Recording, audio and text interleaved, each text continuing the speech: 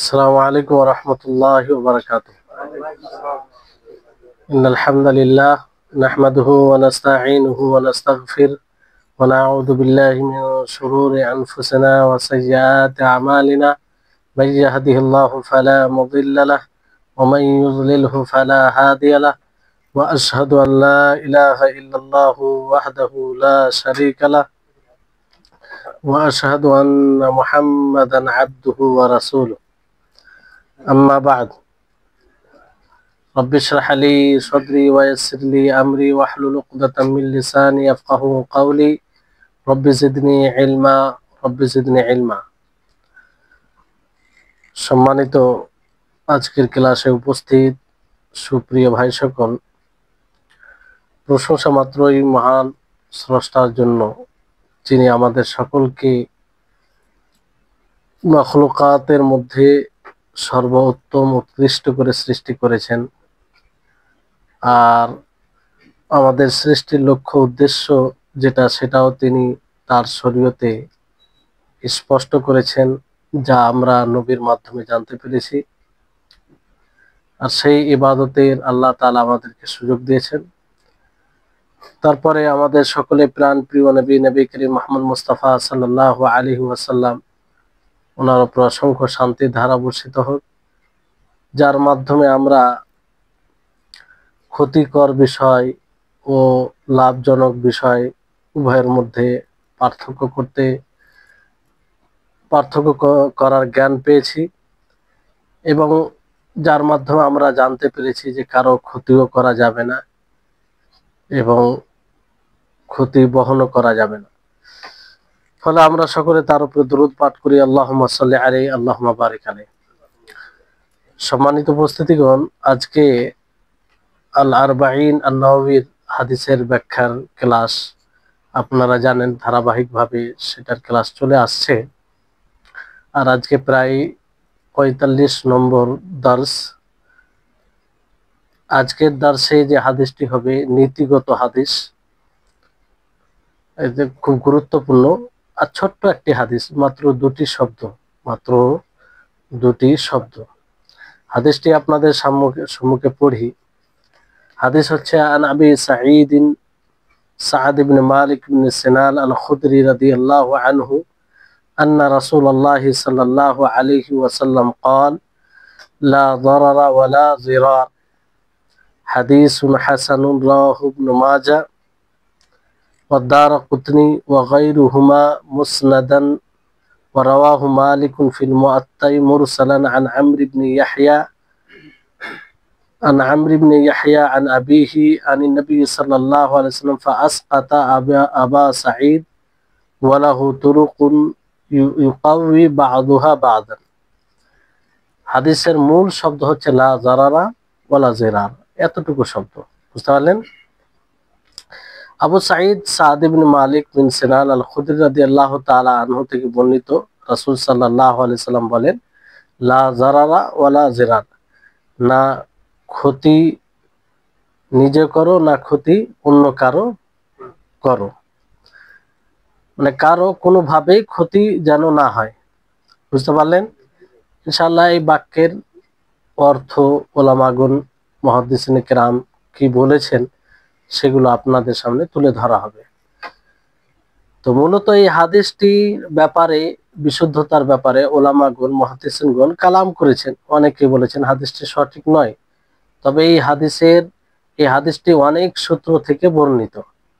তো যখন কোনো হাদিসের সূত্র অনেক হয়ে যায়, একাধিক সানাদে বর্ণিত হয়, তো এক অপর সাথে মিলে সেটা শক্তিশালী হয়ে যায়, ফলে সেটা আমলের যোগ্য হয়।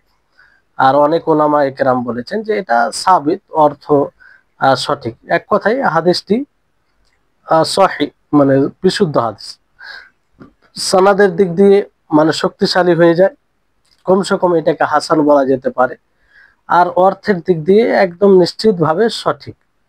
ইসলামের আরো বিভিন্ন দলিল আছে যা দ্বারা এটা স্পষ্ট যে না নিজের ক্ষতি করা যাবে, না অন্য কারো ক্ষতি করতে পারেন। বুঝতে পারলেন?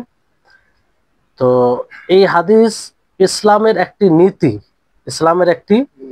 নীতি যে না আপনি নিজের ক্ষতি করবেন না অপরের ক্ষতি করবেন। লা জারারা ওয়ালা জেরার।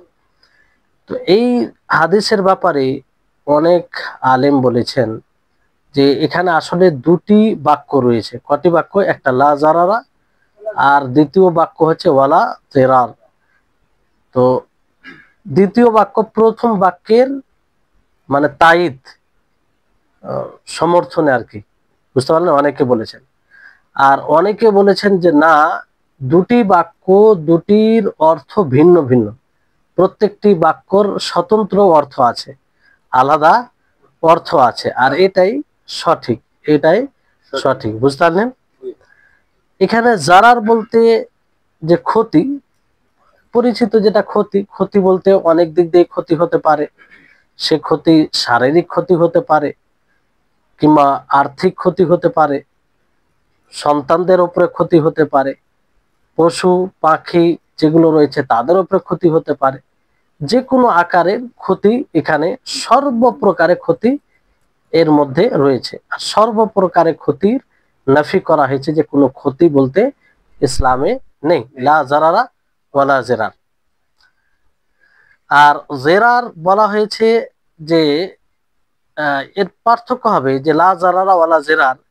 কিছু ওলামায়ে কেরাম বলেছেন যে লা জারার বলতে কারো ব্যক্তিগত, কারো পক্ষ থেকে ক্ষতি, ব্যক্তিগত কারো পক্ষ থেকে ক্ষতি। আর জেরার মানে অনেক কয়েকজনের পক্ষ থেকে ক্ষতি, অর্থাৎ ব্যক্তিগত ক্ষতি কিংবা সমষ্টিগত ক্ষতি, দুই প্রকারের ক্ষতির কি করা হয়েছে, না করা হয়েছে। যে ইসলামে কোনো প্রকারের ক্ষতি নাই, না কোনো কারো ব্যক্তিগত ক্ষতি করতে পারেন আপনি, একাকী ভাবে কারো ক্ষতি করতে পারেন, না সকলে মিলে জুলে কারো ক্ষতি করতে পারেন। ইসলাম কোনো ক্ষতির সমর্থন করে না, ইসলাম কোনো ক্ষতির সমর্থন করে না, বুঝতে পারলেন? তো এটা একটা অর্থ বলা হয়েছে। আর কিছু ওলামায়ে কেরাম বলেছেন যে লা জারার অর্থাৎ যে আপনি কারো সমানভাবে ক্ষতি করতে যাবেন, আপনার ক্ষতি করতে গিয়ে আপনার মাসলেহাত আছে, আপনার কি আছে? মাসলেহাত আছে, অন্যের ক্ষতি হবে, আপনার মাসলেহাত আছে। তো এই ধরনের ক্ষতির অনুমতি ইসলামে নেই। যেমন আপনি অন্য কারো ক্ষতি করবেন, তো সে ক্ষতি করতে গিয়ে আপনার সেখানে মাসলেহাত, লাভ আছে, কি আছে? লাভ আছে। তো এই ধরনের ক্ষতি ইসলাম সমর্থন করে না, বুঝতে পারলেন? অনেক সময় বলতে পারে যে না, আমি অন্যের ক্ষতি করলে আমার নিজের তো লাভ আছে, আমার নিজের লাভ আছে, তো এই ক্ষতি ইসলাম সমর্থিত নয়, বুঝতে পারলেন? আর জেরার অর্থ যে যেখানে আপনার মাসলেহাত নেই, যে এমন ক্ষতি আপনি করছেন যেখানে আপনারও কোনো উপকার নেই, অন্যের তো ক্ষতি আছে আছে, আপনারও কোনো উপকার নেই, এটাকে জেরার বলা হয়। তাহলে জারার একটি অর্থ কি, যে আপনি অন্যের ক্ষতি করবেন, আপনার যেহেতু ওখানে মাসলেহাত, লাভ আছে। আর জেরার মানে যে আপনারও লাভ নেই। তো দুই রকম ক্ষতি ইসলাম সমর্থন করে না, বুঝতে পারছেন কথা? মানে এগুলো সব এক কথাই বলতে গেলে যে কোনো প্রকারের ক্ষতি ইসলাম সমর্থন করে না, কিন্তু ভেঙে ভেঙে বলছি, ওলামায়ে কেরামের ব্যাখ্যা করেছেন এইভাবে যাতে আপনারা ক্ষতির দিকগুলো বুঝতে পারেন, এই স্মরণে থাকে যে এই ক্ষতিও ইসলামে হারাম, ইসলাম সমর্থন করে না। কারণ অনেক সময় অনেক জিনিস আমাদের ব্রেন থেকে উজ্জ্ব হয়ে যায়, মানে উপস্থিত হয় না যে এটা ক্ষতি, এটা ইসলামে সমর্থন করে কি করে না। তো ব্যাখ্যা এর প্রশস্ততা বুঝতে পারবেন যে ওলামাগণ কত সূক্ষ্ম বিষয়কে তুলে ধরেছেন, বুঝতে পারলেন?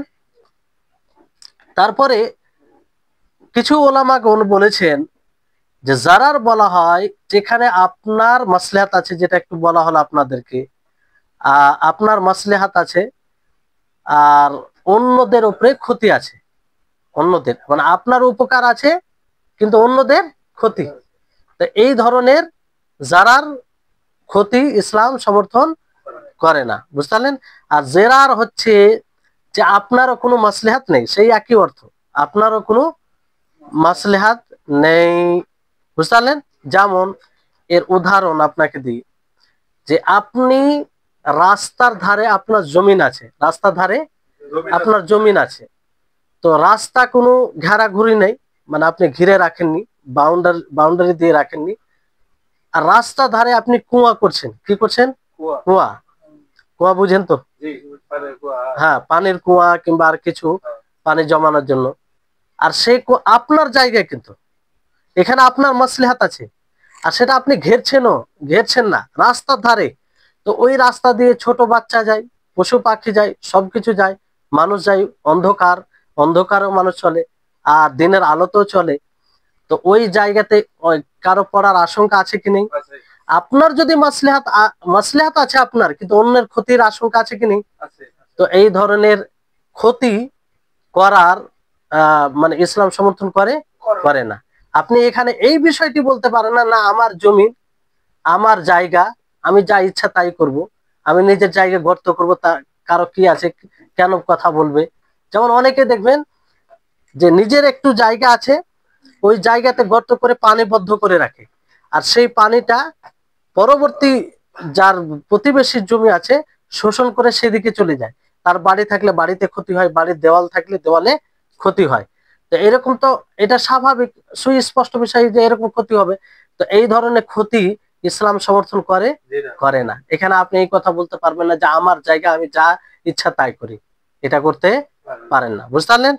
কিংবা এরকম আর একটি উদাহরণ দিই যাতে স্পষ্ট হয় আপনাদের জন্য, যে একটি বৃক্ষ আছে, মানে বৃক্ষ, আপনি সেখানে পানি দিচ্ছেন, কি দিচ্ছেন?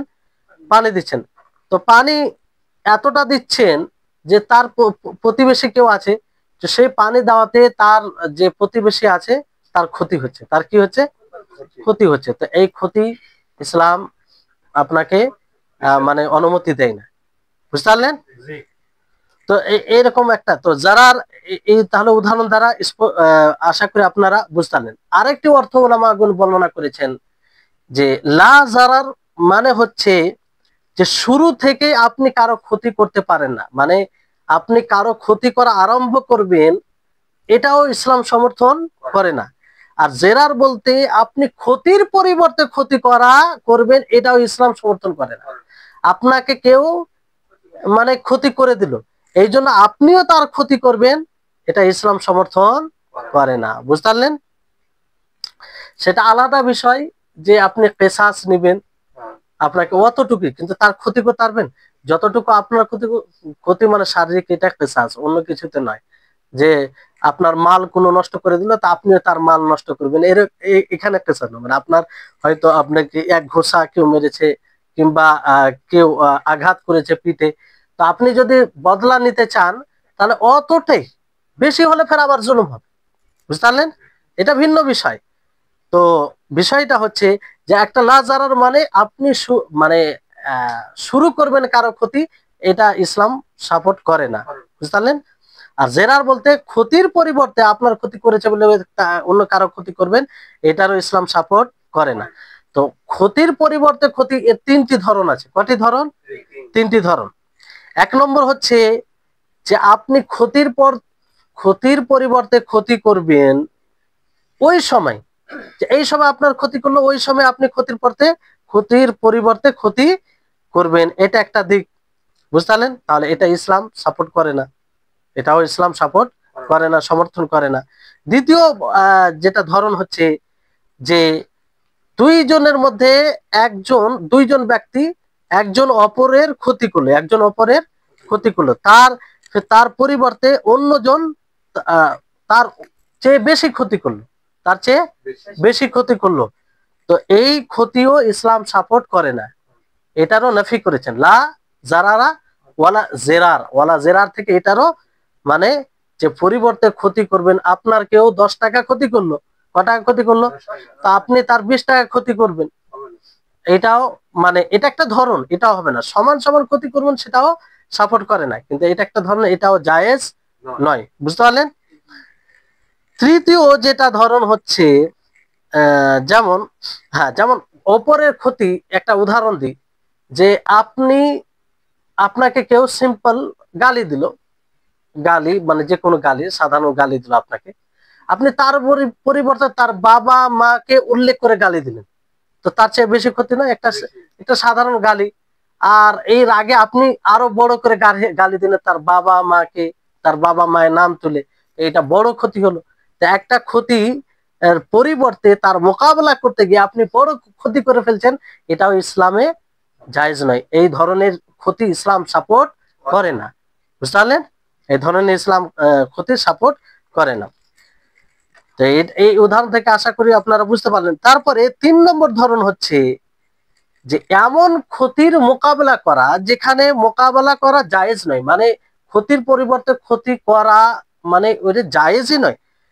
যেমন মানে পরিবর্তে যে আপনি কিছু করবেন সেটা জায়েজ নয়। যেমন ভর্ৎসনা করা, লানত করা, কি করা, কার উপরে লানত করা, বুঝতে পারলেন? যে লানত মানে আল্লাহর রহমত থেকে সে বঞ্চিত হোক এরকম কিছু বলা, অভিশাপ করা কারো উপরে।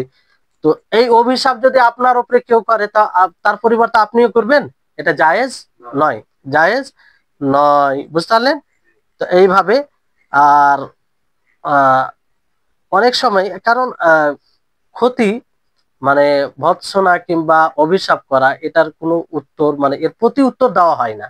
এর প্রতি উত্তর মানে প্রতি উত্তর আপনিও লানত করবেন, এটা জায়েজ নয়, এটা জায়েজ নয়। কিছু আহলে ইলম বিদ্বানগণ বলেছেন যে লা জারার মানে কোন মুসলিমের জন্য মানে নিজের নাফসকে ক্ষতি করা, এটাও জায়েজ নয়। মানে লা জারার কি অর্থ বলেছেন কিছু বিদ্বানগণ, ওলামাগণ, ব্যাখ্যাকারীগণ ব্যাখ্যা করেছেন যে কোন মুসলিমের জন্য এটাও জায়েজ নয় যে সে নিজের ক্ষতি করবে। কেউ বলবে না আমি আমার ক্ষতি করতে পারি। কেউ যদি মানে নিজের চেহারাকে মারে, বুকে বুকে আঁচড় দেয়, শরীরে আঘাত করে, তাহলে এই হাদিস অনুযায়ী জায়েজ হবে? হবে না। কোন মুসলিমের জন্য জায়েজ নয় যে সে নিজের ক্ষতি করবে, নিজের ক্ষতি করবে, বুঝতে পারলেন? এর উদাহরণ স্পষ্ট হবে। আর জেরার মানে কি, যে অন্য কারো ক্ষতি করাও জায়েজ নয়, নিজেরও ক্ষতি করা, লা জারারা নিজের ক্ষতি করা জায়েজ নয়, ওয়ালা জেরার মানে অন্য কারো ক্ষতি করা জায়েজ নয়, বুঝতে পারলেন? যেমন ধরুন যে বিড়ি সিগারেট পান করা, বিড়ি সিগারেট পান করা, তো এতে কি, এটা দুই দিক দিয়ে না জায়েজ, হারাম। যা আপনি নিজের ক্ষতি করছেন, কি করছেন, আর এটা সাব্যস্ত বিষয়, সকলেই জানে যে বিড়ি সিগারেট এটা কি ক্যান্সারের কারণ, ধ্বংসের কারণ। তো এটা দ্বারা আপনি নিজের ক্ষতি করছেন, এই হিসাবে এটা হারাম। আপনাকে আল্লাহ তাআলা জান দিয়েছে, প্রাণ দিয়েছে, এটা আমানত, আপনি তাকে ভালো পথে ব্যবহার করবেন। আপনার ইচ্ছা অনুযায়ী চলবে না, শরীয়তে এর নীতিমালা দিয়েছে, শরীয়তে আপনার দিক নির্দেশনা দিয়েছে যে আপনি কোন পথে ব্যবহার করবেন। এই জন্য আদম আলাইহিস সালাম যখন উনার দ্বারে ভুল হলো, তো কি বললেন আল্লাহ তাআলাকে, রব্বানা জালামনা আনফুসানা ওয়া ইল্লাম তাগফির লানা ওয়া তারহামনা লানাকুনান্না মিনাল খাসিরিন। যে হে আল্লাহ, হে আমাদের প্রতিপালক, আমরা নিজের নফসের উপরে জুলুম করেছি, অন্যায় করেছি। তা আপনি ক্ষতি করছেন, আপনি ভুল করছেন, গুনাহ করছেন, মানে আপনি আপনার নফসের উপরে জুলুম করছেন। তাহলে এখান থেকে এটা বোঝা যাচ্ছে যে কোন প্রকারে গুনাহ করা, পাপ করা আপনার জন্য জায়েজ নয়, কারণ এটা আপনার নফসের উপরে ক্ষতি করা, আপনার আত্মার উপরে ক্ষতি করা। আর এই আত্মার উপরে আপনি এই আত্মার ক্ষতি আপনি করতে পারেন না, লা জারারা, বুঝলেন? তাহলে বিড়ি সিগারেট যতগুলো ধূম্রপান রয়েছে সবগুলো এগুলো হারাম, কারণ এতে নিজের ক্ষতি হয়, নিজের ক্ষতি হয়।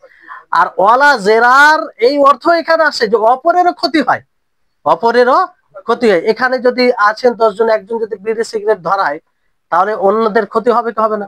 সে ধোঁয়া যাবে, পরিবেশ দূষণ হবে, অন্যদের ক্ষতি হবে, অন্যদের ক্ষতি হতে, এটাও হারাম। তাহলে যারা বিড়ি সিগারেট এরকম জিনিস খায় তারা ডবল গুনাহ করে, কয়েক দিক দিয়ে এটা হারাম। তো কয়েক দিক দিয়ে যখন হারাম হবে, তখন এই হরমাত, এটা কঠোরতা আরো বেড়ে যায়, কঠোরতা আরো বেড়ে যায়। এক তো সে নিজের ক্ষতি করছে, আর অন্য দিক দিয়ে সে অন্যেরও ক্ষতি করছে। অনেক মানুষ সেটা সহ্য করতে পারে না, ফলে অস্থির হয়ে যায়। মানে অনেক মানুষ বদদুয়া পর্যন্ত দিয়ে দেয়, যে সে বরদাস্ত করতে পারে না, অসুবিধা হয়। আর এই বিড়ি খোর, সিগারেট খোর, এগুলো বেহায়া সবচেয়ে বেশি হয়। কোনো মানে আশেপাশের লোকের কোনো খেয়াল করে না। যেখানে বিশেষ করে গ্রাম্য এলাকায় দেখবেন, আপনি আছেন, জানে আপনার ব্যাপারে যে আপনি খান না, আপনি পছন্দ করেন, অথচ আপনার সামনে একদম দেশালাই বের করে কি বলে, একদম বলে। আর এতে বন্ধুত্ব খুব গভীর হয়। এই দোস্তির উদাহরণ যদি দেখেন, এই বিড়ি খোরদের থেকে শিখবেন।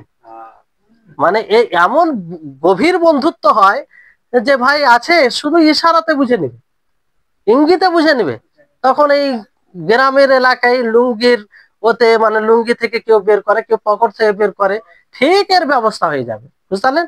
আর অন্য কেউ মানে বিনা বলাতে বলবে যে আসেন একটু শেয়ার করে খাই। তো এরকম হচ্ছে মানে এই শয়তানি কাজ, তো শয়তানি কাজে এক অপরের সহযোগী হওয়ার জন্য শয়তান উদ্বুদ্ধ করে মানুষকে। তো শয়তান লাড়া দেয়, তখন এগুলো কাজ করে মানুষ। তো আল্লাহ এসব লোকদেরকে হেদায়েত দান করুন। এরা মানে নিজেরও ক্ষতি করে এবং অপরেরও ক্ষতি করে। তাই কত বড় এটা অন্যায় হলো, বিশাল বড় অন্যায় হলো না? তো এই হচ্ছে বিষয়। তো কোন প্রকারের এই হাদিস এই নীতিমালা থেকে এটা স্পষ্ট হচ্ছে যে আপনি নিজেরও ক্ষতি করতে পারেন না, অন্যেরও ক্ষতি করতে পারেন না, বুঝতে পারলেন? তারপরে ওলামাগণ আরো এর ব্যাখ্যা করেছেন যে লা জারার মানে বিনা কোনো ইচ্ছাতে যেটা ক্ষতি হবে সেটাও হারাম, সেটাও কি হারাম। আর ইচ্ছা করে আপনি ক্ষতি করবেন সেটাও হারাম, বুঝতে পেরেছেন?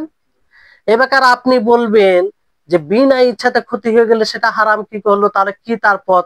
ইচ্ছা নেই তার, মানে জুরম ক্রাইম করেনি, বিনা ক্রাইমে ক্ষতি হয়ে গেছে। যেমন এর উদাহরণ, যে ধরেন উদাহরণ কিভাবে দেওয়া যায়, যে আপনি নিজের গাড়ি কিংবা আর কিছু রেখেছেন, তো রাখার আপনি হয়তো ঠিক জায়গায় রেখেছেন, কিন্তু আপনার রাখার কারণে অন্য কারো ক্ষতি হয়ে যাচ্ছে, অন্য কারো ক্ষতি হয়ে যাচ্ছে। তো এটা এই ক্ষতিটাও হারাম, এই ক্ষতিটাও হারাম। তো এই হারাম থেকে কি করে বাঁচবেন? যে আপনি তার জরিমানা দিবেন, আপনি তার কি দিবেন? জরিমানা দিবেন। কি করবেন? হ্যাঁ, তার ক্ষতিপূরণ দিবেন। তাহলে তো ক্ষতিপূরণ যখন দিবেন এটা জায়েজ হবে না, জায়েজ হলে তো কোনো সমস্যা ছিল না, বুঝলেন? তো এই এই ব্যাপার। কিংবা আর কোনো জিনিসে কোনো জায়গায় আপনি কোনো ভালো ভারী জিনিস রাখলেন, ওই ভারী জিনিস রাখার ফলে ক্ষতি হয়ে গেল, বুঝতে পারলেন? এরকম বিষয়। কিংবা আরো কিছু আছে যে আপনি হয়তো বাড়ি ঘর দিচ্ছেন, সেটা হয়তো রাস্তার ধারে, আপনি নিজের জায়গায় বাড়ি দিচ্ছেন, কিন্তু এমন কিছু এমন ভাবে বাড়ি দিচ্ছেন যে সেটা বাড়ি দিতে দিতে কারো উপরে পড়ে আলো কিংবা কারো ক্ষতি হয়ে আলো ওই জায়গায়। আর ওইখানে আপনার অলসতা আছে, তো ওই জায়গায় আপনাকে কি করতে হবে? জরিমানা ভরতে হবে, বুঝতে পারলেন? তো এখানে এইভাবেও এই ক্ষতি মানে আপনি ইচ্ছাকৃত করেন অনিচ্ছাকৃত করেন, উভয় প্রকারের ক্ষতি ইসলামে জায়েজ নয়, বুঝতে পারলেন? তো লা জারারা ওয়ালা জিরার মানে ইসলামে কোনোভাবে কোনো ক্ষতিকে সমর্থন করে না, কোনোভাবে কোনো ক্ষতিকে। আর বিশেষ করে বেচা কিনা, ব্যবসা, তারপর কাউকে আপনি কোনো বন্দুক দিবেন, কোনো জিনিস, বন্দুক বলতে বন্দুক যেটা জায়েজ পদ্ধতিতে, সেটাতে ক্ষতি করতে পারেন না। এমনকি একজন ব্যক্তি স্ত্রীকে ক্ষতি করে না, অনেক সময় ক্ষতি করতে পারে না, অনেক সময় স্ত্রীকে তালাক দেয়, ঠিক আছে? তালাক দিয়ে পরে আবার যখন মানে রুজু করে নেয় তাকে, মানে তার ক্ষতি করার জন্য আহ, ওকে ছাড়ে নাও, আর মানে তালাক দেওয়ার পরে যেমন ইদ্যতের কাছাকাছি তাও রুজু করে নেয়, বুঝতে পারলেন? তো এইভাবে ক্ষতি করার উদ্দেশ্যে, তো এটাও হারাম, কোরআনে সরাসরি এই বিষয় থেকে নিষেধ করা হয়েছে, সতর্ক করা হয়েছে, বুঝতে পারলেন? এমনকি ইসলাম এত সুন্দর ধর্ম, এর সৌন্দর্যতা আপনি যদি দেখেন তাহলে আহ, একটু মানে আপনি গর্বিত হবেন যে আমরা কোন ইসলামকে ফলো করি। ইবাদতে কোনো প্রকারের ক্ষতি নেই। আপনি ভালো করে লক্ষ্য করুন যে ইবাদত করতে গিয়েও আল্লাহ তাআলা ক্ষতির কোনো সিস্টেম রাখেনি, বুঝতে পারলেন? হ্যাঁ, স্বাভাবিক যেটা ক্ষতি হয়, কষ্ট হয়, কষ্ট বলতে কি, কোনো জিনিস পেতে গেলে তো কষ্ট সাধন করতে হবে, তাই না? কষ্ট সাধন না করলে হবে? আপনি জান্নাত পাওয়ার জন্য সৎ আমল করবেন, সৎ আমল করতে গিয়ে যেটা স্বাভাবিক কষ্ট সেটা হওয়ার, সেটা হবে, এতে কোনো অসুবিধা নেই, মানে এটা কোনো ধর্তব্য বিষয় না, মানে এটা তো করতেই হবে।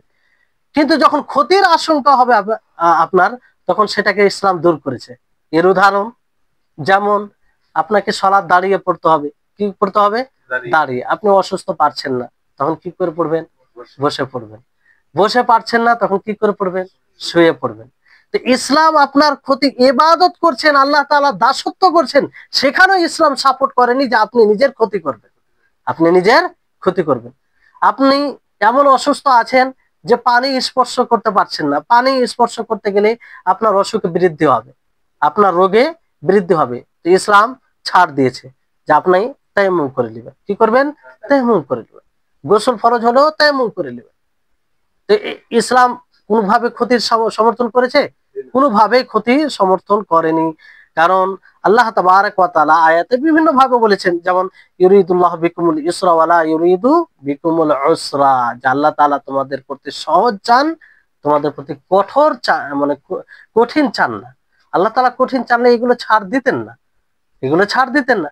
কোনো অসুস্থ ব্যক্তি, এমন অসুখ রোগ হয়েছে, সামনে রমজান মাস আসছে, তো এমন রোগ যে রোগে ডাক্তার বলেছে যে তুমি যদি শ্যাম সাধনা করো, রোজা রাখো, তাহলে তোমার রোগ আরো বৃদ্ধি পাবে। তো তার জন্য কি হবে? জায়েজ হবে রোজা না রাখা। কিন্তু পরবর্তীতে আরোগ্য যখন লাভ পাবে, তো কাজা করতে হবে। কি করতে হবে? কাজা করতে হবে। এগুলো কেন ছাড়? যাতে আপনি আপনার ক্ষতি না করেন। এটাও না বলতে পারেন যে ইসলাম অন্য কারো দ্বারাতে ক্ষতিগ্রস্ত হবে এবং সে অন্য কারো ক্ষতি করবে, এটা থেকে শুধু নিষেধ করেছে। বাকি ইবাদত করতে গেলে ক্ষতিগ্রস্ত হলেও কিছু বলেন, এই কথা আপনি বলতে পারেন না। বরং আল্লাহ তাআলা যেখানেই দেখেছে যে বান্দার ক্ষতি হবে, সেখানে তার জন্য হালকা করে দিয়েছেন। কি করে দিয়েছেন? হালকা করে দিয়েছেন। একদম অনেক উদাহরণ আছে, বুঝতে পারলেন? অনেক উদাহরণ রয়েছে। এগুলো আল্লাহ তাআলা রুখসাত ছাড় দিয়েছেন। মুসাফির হবেন তো আল্লাহ তাআলা ছাড় দিয়েছেন, বুঝলেন? তো বিশেষ করে কষ্ট হলে। তারপরে এই হাদিসে যে বলা হয়েছে লা জারারা ওয়ালা জিরার, এখানে আসলে এই লায়ের ব্যাপারে লায়ে নাফি জিন্স বলা হয় কোন শ্রেণীর একদম নাফি করে দেওয়া, না হবে না এরকম কিছু বলে দেওয়া। আর এই নাফিকে মানে নাফি বলতে লাই নাফি জিন্স, অনেকে এটাকে নাহি মানে নিষেধের উপরে নিয়েছেন। আর এই শব্দ দ্বারা যখন কোনো বাক্য আসে, তখন বেশি এটা হারামকে বোঝায়। মানে হারাম যে শব্দ দ্বারা, যে বাক্য দ্বারা করা হয়, আর যেটা বেশি গুরুত্বপূর্ণ হয়, তার মধ্যে এটা একটা। লা জারারা ওয়ালা জেরার, মানে কোনোভাবেই ইসলামে কারো কোনো ক্ষতিও করা যাবে না, নিজেরও ক্ষতি করা যাবে না এবং অন্যেরও ক্ষতি করা যাবে না, যেগুলো ব্যাখ্যা আপনাদেরকে বলা হলো, বুঝতে পারলেন? তারপরে আপনার ইবাদতের ক্ষেত্রে যেটা শুনলেন, মুআমালাত, মানুষের সাথে চলাফেরা করতে গিয়েও ইসলাম কোন প্রকারের ক্ষতির সমর্থন করেনি, বরং নিষেধ করেছে। যেমন যে কোনো ব্যয়, যে কোনো বেচা কিনা, ব্যবসা, সেখানে যদি ধোকার আশঙ্কা হয়, কি প্রতারণা, তাহলে সেটা হারাম, সেটা হারাম, বুঝতে পারলেন? অনেক ব্যবসা আছে যে শুধু ধোকার কারণে, প্রতারণার কারণে সেটা হারাম। অন্যতম কারণ হচ্ছে প্রতারণা, ধোকা দেওয়া, বুঝলেন? কারণ ধোকা দিলে একজন ক্ষতিগ্রস্ত হবে, একজন ক্ষতিগ্রস্ত হবে। আর ইসলামে ক্ষতির সমর্থন করে না, ইসলাম কোন সময় ক্ষতির সমর্থন করে না, বুঝতে পারলেন? তো এখান থেকে যেটা একটা বিষয় বোঝা যায়, যে এই হাদিসটি হচ্ছে যে ইসলামের একটি গুরুত্বপূর্ণ নীতিমালা।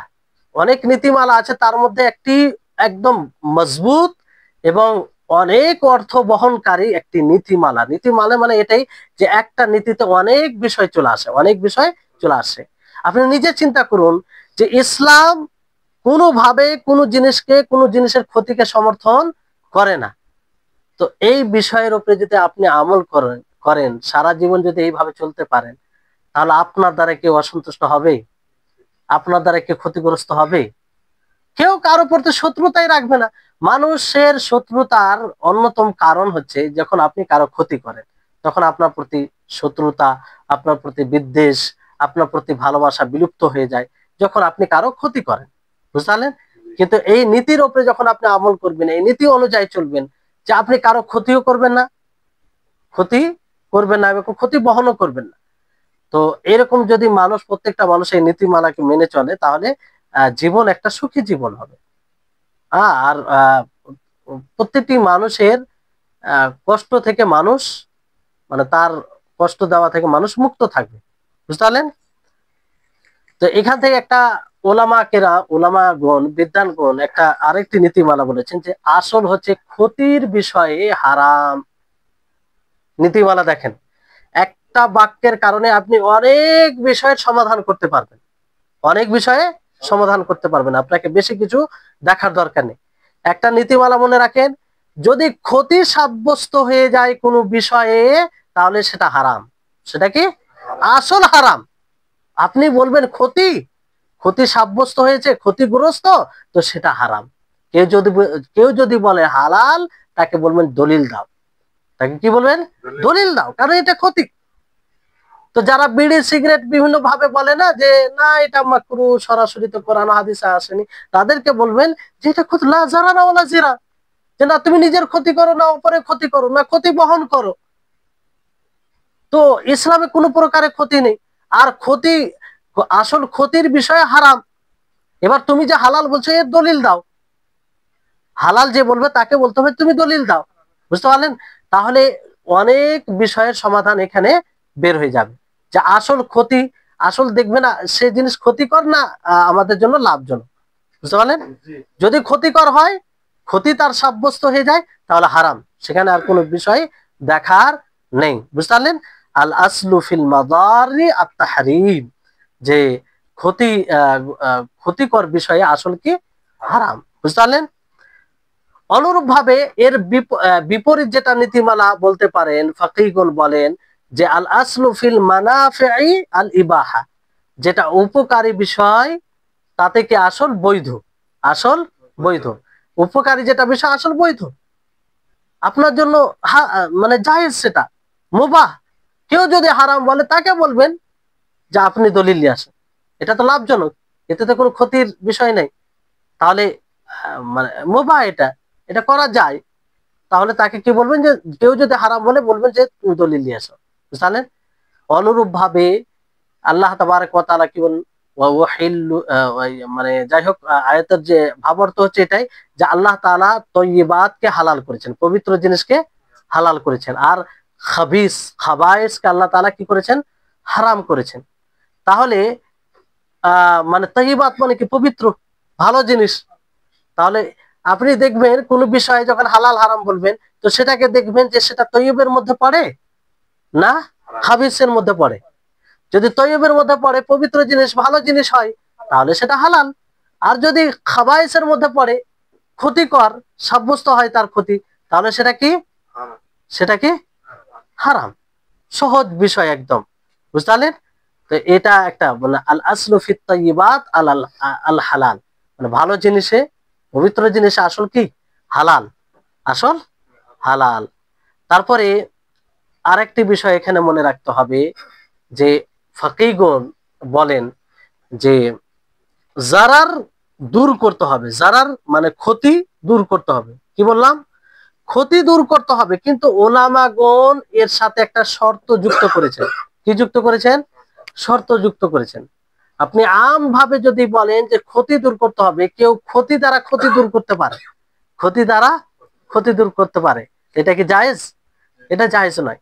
ওলামাগণ এই জন্য কি বলেছেন, যে জারার ইউজাল লাকিন লা ইউজালু বিদ-দারার, যে ক্ষতি দূর করা হবে কিন্তু ক্ষতি দ্বারা ক্ষতি দূর করা হবে না, অথবা তার মতো ক্ষতি করে ক্ষতি দূর করা হবে না। বুঝতে পারলেন? তো ক্ষতিকে ক্ষতি দ্বারা প্রতিহত করা যাবে না, মানে তার মতো ক্ষতি। এবার কম যদি হয়ে যায় সেই মতো, তো সেটা ভিন্ন বিষয়, সেটা ভিন্ন অবস্থার ক্ষেত্রে সেটা হতে পারে। কিন্তু ওই সেই একই রকম ক্ষতি করে কেউ আপনার ক্ষতি করলো, কেউ আপনার ক্ষতি করলো, তো সেই মতো ক্ষতি করে সেই ক্ষতি দূর করবেন, তো লাভটা কি? কোনো লাভ হলো? কিংবা তার চেয়ে বেশি ক্ষতি করে আপনি যে ক্ষতি দূর করবেন, লাভ হলো? এই জন্য এটা নাই, মানে আপনি ক্ষতিকে দূর করবেন, তো দূর তখনই করবেন যখন তার চেয়ে কম ক্ষতি হবে, তার চেয়ে কম ক্ষতি হবে, অথবা একদম ক্ষতি হবে না। আর যদি তার মতনই ক্ষতি হয়, সেই ক্ষতির প্রতিহত করতে গিয়ে, কিংবা তার চেয়ে বেশি ক্ষতি হয়, তাহলে এই ক্ষতি দূর করা হারাম, এই ক্ষতি দূর করা যাবে না।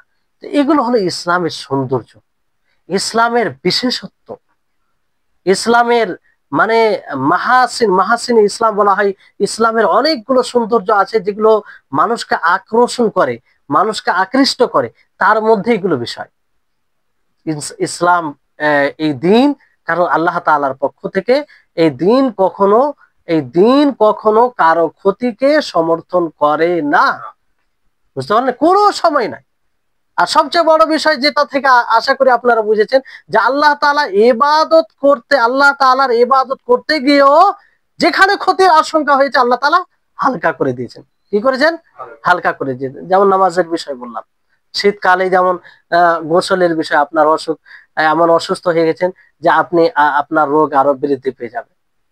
ইসলামের কি সৌন্দর্য, মানে এই ইসলামের এই সৌন্দর্যগুলো জানলে আপনি নিজেকে গর্বিত করবেন যে আমি এমন ইসলামের অনুসরণকারী, যে ইসলাম একদম ন্যায় সঙ্গত দিন, যেটা আল্লাহর প্রেরিত দিন, যেই দিনই আল্লাহ তাআলা নিকটে মানে গ্রহণযোগ্য। বুঝতে পারলেন? তাহলে এই হচ্ছে এই হাদিসের কিছু কথা। যেমন অন্যের ক্ষতি করা, অন্যের ক্ষতি কেমন করে, মানে কিছু উদাহরণ ইবনে উসাইম রাহিমাহুল্লাহ তিনি উদাহরণ দিয়েছে যে ধরেন কারো ছেলে সন্তান নেই, কি বললাম, ছেলে সন্তান, শুধু মেয়ে সন্তান আছে আর তার সম্পত্তি আছে। তো সে ইচ্ছা করছে যে আমার ভাতিজারা যেন আমার সম্পত্তির ভাগ না পায়, এই জন্য কি করে মেয়েদের বেশি বেশি লিখে দিয়ে দেয়, ওসিয়ত করে দেয়। তো এটা উদ্দেশ্য কি এই ওসিয়তের? এই ওসিয়তের উদ্দেশ্য কি? যে তারা ভাতিজা, মানে ভাতিজার জন্য যেটা আল্লাহ তাআলা মানে নির্ধারণ করেছেন তাদের ভাগ ওয়ারিস হিসাবে, সেটা না জেনে পায়, মানে ক্ষতি করার জন্য। কিসের জন্য? ক্ষতি করার জন্য। তো এটা জায়েজ? বলেন। এই আলোচনার যেটা আপনাদেরকে বলা হলো, বোঝানো হলো, ওই অনুযায়ী এটা জায়েজ হবে?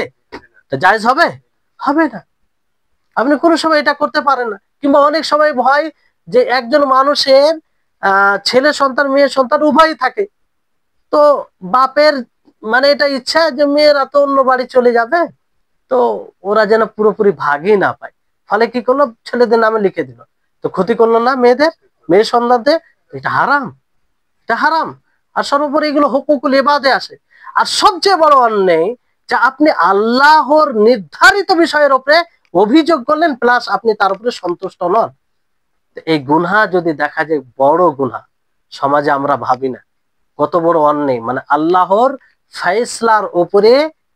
আর আল্লাহ তাআলার কোন ফয়সলা হিকমত থেকে খালি নয়, এটা মনে রাখেন। কারণ আল্লাহ তাআলা হাকিম, তিনি কি হাকিম, তিনি হিকমতওয়ালা। তিনার কোনো বিধান হিকমত থেকে শূন্য নয়, হিকমতে পরিপূর্ণ। সেটা আমরা বুঝতে ব্যর্থ হতে পারি, আমাদের দুর্বলতার কারণ এটা। বুঝতে পারলেন? কিন্তু এক কথা আপনাকে নিশ্চিতভাবে ঈমান রাখতে হবে যে আল্লাহর প্রত্যেকটি বিধান হিকমতে পরিপূর্ণ, হিকমতে পরিপূর্ণ। তো আপনি জানেন যে আল্লাহ তাবারক ওয়া তাআলা তাদের ভাগ্যে না, তাদের ভাগে এটা নির্ধারণ করেছেন, অথচ আপনি দিতে চান না। মানে আল্লাহ তাআলা যেটা চাইছেন তার উপরে আপনি সন্তুষ্ট নন। অথচ দেনওয়ালা কে? সে আল্লাহই দিয়েছে। সে আল্লাহ তাআলা ইচ্ছা করলে আপনাকে অসহায় করতে পারতেন, ফকির বানাতে পারতেন। কিন্তু আল্লাহ তাআলা যে আল্লাহ তাআলা ইহসান করেছে তারই বিধানকে আপনি উপেক্ষা করছেন। এটা কত বড় অন্যায়, গভীর ভাবে যদি দেখি তাহলে কত বড় অন্যায়। তো এই হচ্ছে বিষয়। এই হাদিস অনেক গুরুত্বপূর্ণ। যদি আমরা নিজের জীবনে, প্রত্যেকজন নিজের জীবনে এই হাদিসকে বাস্তবায়ন করতে পারি, এই নীতিমালাকে, তো আল্লাহ বলছি সমাজে একটা মানুষের মধ্যে মেন মহব্বত, ভালোবাসা এবং যে শত্রুতা, ভালোবাসা বাড়বে এবং শত্রুতা, এক অপরের হিংসা, এগুলো সব আস্তে আস্তে কমে যাবে। আল্লাহ তাবারক ওয়া তাআলার নিকটে দোয়া করি আল্লাহ যেন আমাদের সকলকে এই হাদিসকে বুঝার তৌফিক দান করেন। আর আমরা যেন কোনোভাবে কারো কোনো প্রকারে ক্ষতি না করি, ক্ষতি করা থেকে বিরত থাকি, এমনকি নিজেরও ক্ষতি না করি। নিজের ক্ষতি মানে আপনাদেরকে বলা হলো যে আপনি গুনাহ করছেন, পাপ করছেন, শরীয়তকে উপেক্ষা করছেন, নিজের মন মতো জীবন যাপন করছেন, এটাও আপনি নিজের নফসের ক্ষতি করছেন। এটা ইসলামে জায়েজ নয়, এটা হারাম। মানে আর সর্বোপরি এটা আপনার হক যে আপনি নিজের নফসকে মুক্ত রাখেন, নিজের নফসকে মানে শান্তি দেন, আপনি আখেরাতে যেন আপনার নফস শান্তি পায়। এই জন্য এই নফসেরও ক্ষতি করবেন না, সর্বপ্রকারের ক্ষতি থেকে যেন দূরে থাকতে পারে, এই কামনা আল্লাহ তাআলার কাছে করি। আল্লাহ তাআলার কাছে দোয়া করি যে হে আল্লাহ, আমরা যেন ক্ষতি মুক্ত জীবন গড়তে পারি, আমরা যেন কারো দ্বারাই ক্ষতি না হয়, আর আমাদের দ্বারা যেন কেউ ক্ষতিগ্রস্ত না হয়। আল্লাহ তাআলা সার্বিকভাবে আমাদের সকলকে ইসলামের প্রত্যেকটি বিধানে অগ্রগামী হওয়ার তৌফিক দান করুন। আর ইসলামের যেগুলো মৌলিক বিষয় রয়েছে সেগুলো বোঝার তৌফিক দান করুন। ওয়া আখির দাওয়ানা আনিল হামদুলিল্লাহি রাব্বিল আলামিন। আসসালামু আলাইকুম ওয়া রাহমাতুল্লাহি ওয়া বারাকাতুহু।